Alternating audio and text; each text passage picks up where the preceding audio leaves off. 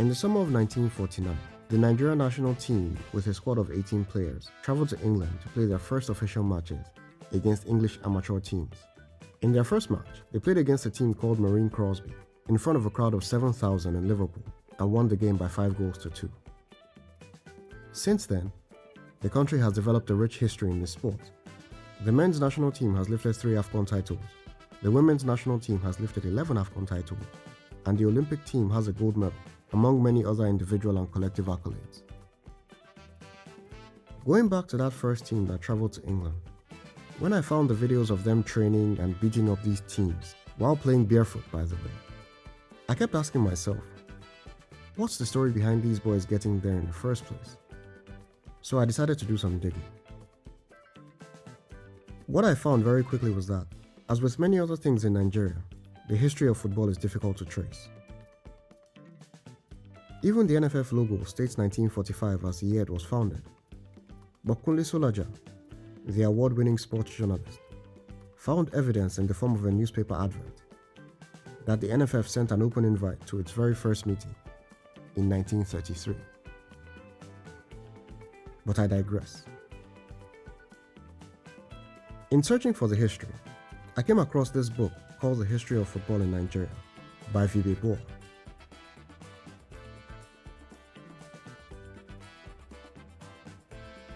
According to this book, the story of how football first came to Nigeria begins in a place that you'd least expect, the island of Jamaica. The story goes that in 1834, a group of mainly Jamaican Presbyterians, led by an Irish minister named Hope Waddell, decided to propose a trip to West Africa for an industrial mission.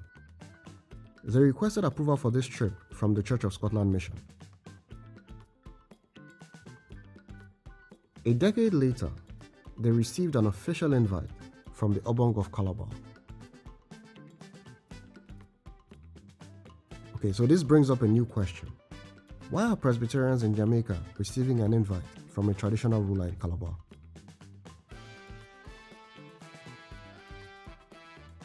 Calabar has been home to an international seaport since the 15th century, and at that time, it served as a major hub for trade between West Africa and Europe. The dark side of the relationship built by this trade was that, while goods flowed in one direction, the Europeans took slaves from West Africa in return and shipped them to the Americas, including to Jamaica. But I digress. Again. In 1845, the Presbyterians received approval from the Church of Scotland Mission, and a year later, Hope Waddell and a small team made their way to Calabar. Hope Waddell left Nigeria in 1858, but his legacy was such that, decades later, when the missionaries still in Calabar sent another request to the Church of Scotland Mission, this time outlining a plan to establish a school, they proposed to name the school after him. The school, named the Hope Waddell Training Institute, started classes in 1895. 7 years later, the school needed a new superintendent, and they looked again to Jamaica. At that time in Jamaica, football was a fast-growing sport that was being played in the schools and the local clubs. So when the man selected for the job, the Reverend James Luke, moved to Calabar from Jamaica, he brought the game along with him and included it in the school's timetable.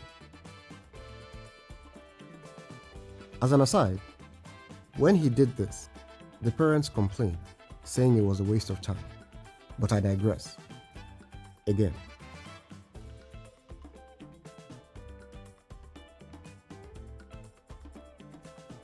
Two years later, on the 15th of June 1904, the first official football match in Nigeria was played.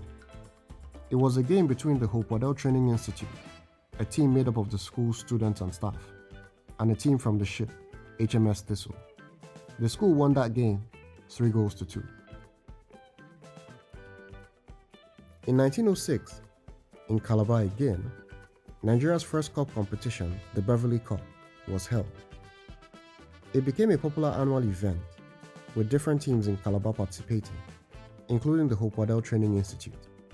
In 1909, the school won its first Beverly Cup trophy, and in the next decade, They added another 7 Beverly Cup trophies to the cabinet.